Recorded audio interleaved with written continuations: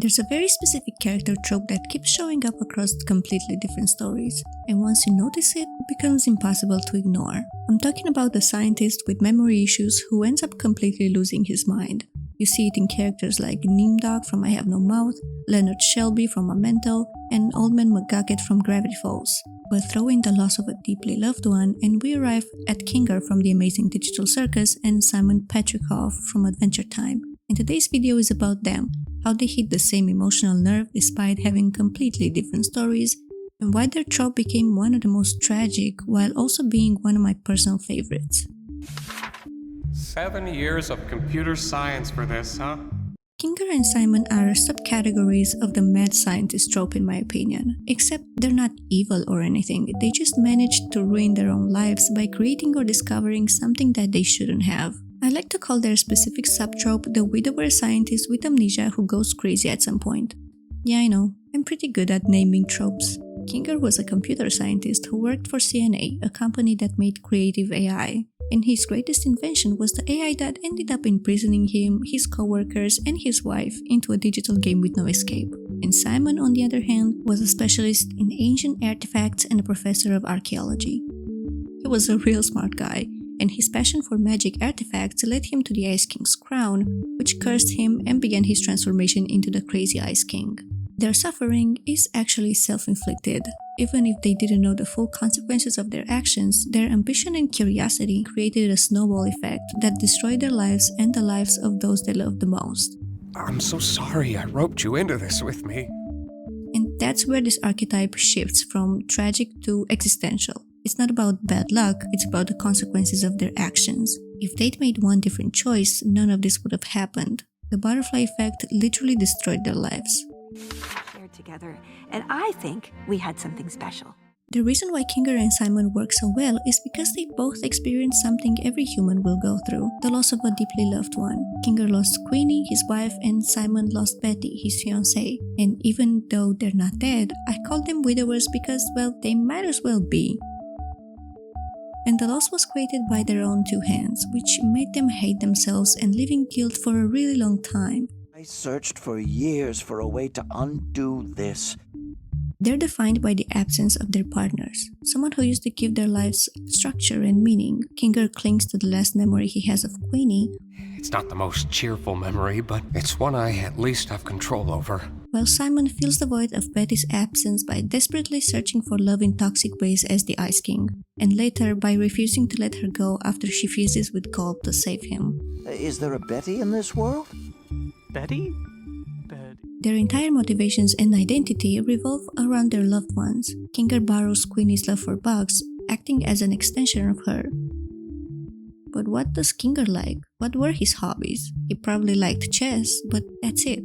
Simon, on the other hand, after regaining his memories but losing Betty, lives 12 years dissatisfied, clinging to his passion for artifacts in a world where he's the artifact, an old man in a futuristic society living as a literal exhibit. And his inability to let Betty go led to him actually going on this journey, and in the end he was able to regain part of his identity and accept the sacrifice she made for him.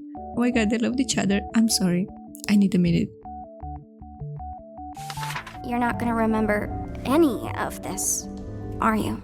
But their loss of identity isn't just about grief, it's also about amnesia. Simon never remembered anything after putting on the crown, and by the time he became Ice King, he'd completely forgotten his past.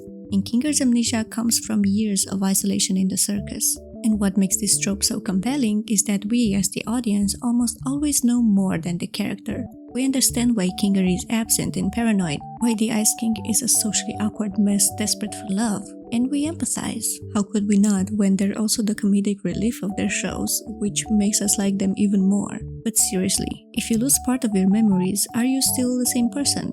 You don't even know who you are! And if you can't remember the beautiful memories you shared with the ones you loved, does that love still exist in a meaningful way? And I think both stories answer this similarly.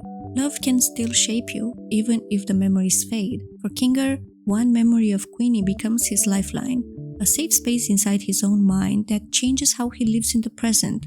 Sometimes it all just feels pointless, but it's not. Not if you have people who care about you.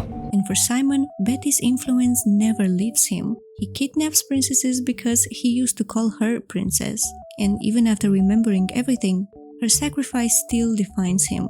12 years later, and he still can't let go. Well, he's very dear to my heart. I love him. But what keeps this trope from being completely hopeless is the presence of someone who stays. And usually it's a daughter figure. For Simon, it's Marceline, and for Kinger, it's Ragatha. What makes this dynamic so powerful is that it flips expectations. The older, wiser father figures protect the girls, sure, but they also need grounding, and their adoptive daughters become their emotional anchors, holding on to their humanity when they can't. You showed up, and my outlook just changed. Marceline and Ragatha don't fix their father figures, and that's the point. It's about acceptance.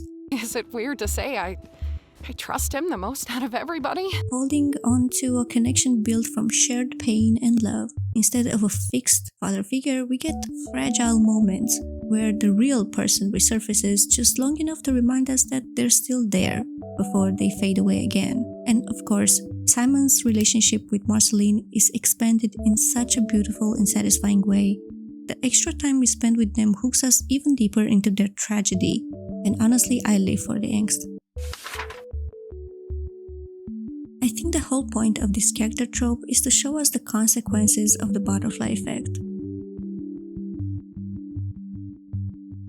Even if you're a real smart guy, you never know what your actions will lead to. It could be to your success or to your demise, and that questions the very idea of free will. But regardless, both Kinger and Simon manage to find acceptance through their relationships, self-discovery, and a change of mindset. And I also love that this trope often offers more world-building information than even the protagonists. I think he might know more about this place than he lets on. He has been here longer than anyone else. Kinger and Simon literally carry the entire lore of their shows on their backs. We've been around for a long time. We have a long history together. And I like how this is a perfect example that you don't have to be the main character to be well developed, have an incredibly important role in the story, and also be absolutely loved by the fandom. Anyways, if you made it this far, thank you so much for watching. I'm gonna talk about other shows in the future too, not just my usual TADC analysis. So let me know what other movies or shows you like and what other topics you want to hear about, and I'll definitely make a video about it. Please leave a like, subscribe, and I hope you have a great rest of the day. Bye!